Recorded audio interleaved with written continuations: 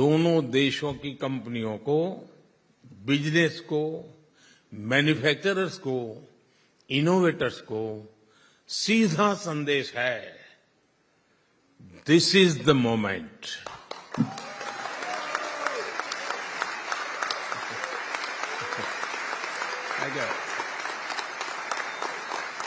This is the moment.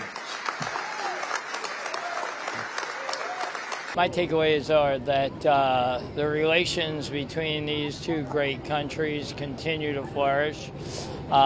When you think about the progress under his leadership that's occurred from going from the 10th economy to the 5th economy, it's very, very powerful.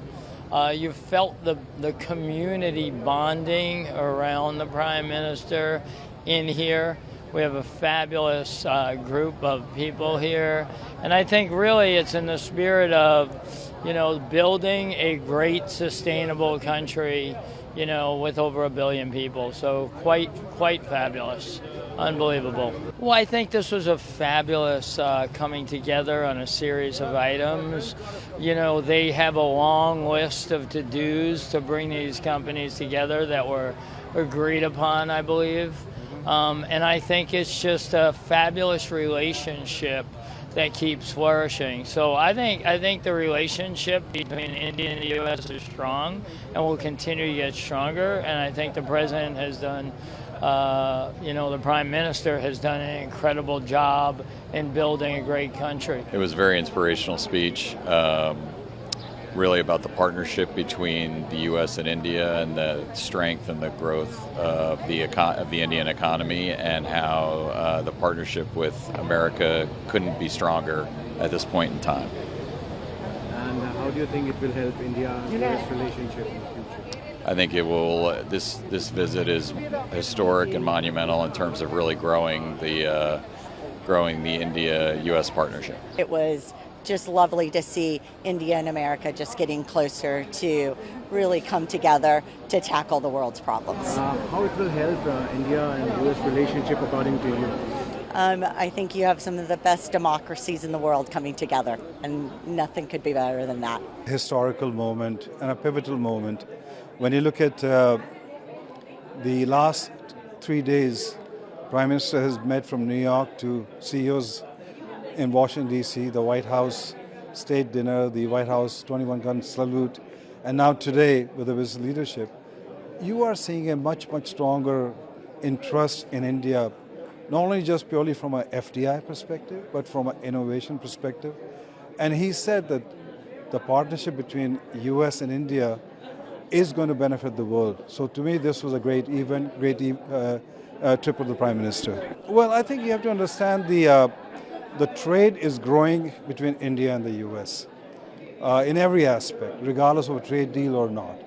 You have to also understand that geopolitically, both countries are aligned vis-a-vis China. And a lot of U.S. companies are saying, how do we de-risk our supply chain? And they're looking at India as a potential source for that de-risking. And also you have to understand that India, as India's economy grows, it is now $3.75 trillion, growing at 7%. The purchasing power parity of the citizen goes up, and they're going to buy more and more American goods and services. So I think it's a win-win value proposition for both countries. What was so amazing about the Prime Minister is he's done what he's been so successful doing the last 9 years. He outlined a vision for the future. He inspired hope. He was able to say, here's how we're going to change things. He built the confidence in terms of a strategic partnership with the U.S. that can change the world, that can also change the citizens' lives in India and in the U.S. And he did that with President Biden. I think they had 7 different meetings in the last 3 or 4 days. The other takeaway was he hasn't changed in terms of his enthusiasm, his ability to use technology to change the world, and he always does it with a focus on inclusiveness. I believe he's one of the top 3 leaders I've ever met in my life. You already know this. I'm the biggest bull on India, the biggest optimist, and I believe firmly in Prime Minister Modi's vision. So you just look at this and you realize the energy that's going on in terms of how America thinks about the Prime Minister and how he has an ability to gain people's trust based on the track record and forming relationships that probably are his strongest strength is people trust him and they are comfortable in agreeing at times and occasionally disagreeing. What should be the focus areas for India and US because they are gaining strength to strength? Yes. What should be the future course of action according to you? How do you outline? Well, first of all, there are a number of people that are spending a huge amount of time looking at areas that India and the U.S. should work together on. And that's really a sign of strength because when President Biden and Prime Minister Modi assign their teams, which they've been working on this for a year, and then they say, here are all the areas that we can work together on. They talked in this session about defense. They talked about technology, both critical technology and emerging technology. They talked about how do we change the world together, but also how do we build the benefit to every citizen in India and in the U.S.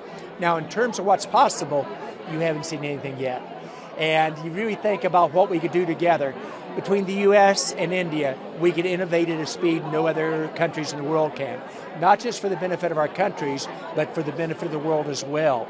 We can combine a Silicon Valley capability with literally a Bangalore capability with startups and the direction overall. In short, I think we can influence every area in the world as we move forward. And I think Prime Minister Modi, as I've said very openly, is one of the very top leaders in the world. He has an ability to visualize what's possible, then to say, here's how we're going to make it happen. And he knows how to use technology to make it happen. In short, I clearly love the man. As I said here, I trust him so much, and I would trust him with my life. And I'd never say something like that I don't mean. Vistara News, Nikhara, Janapara.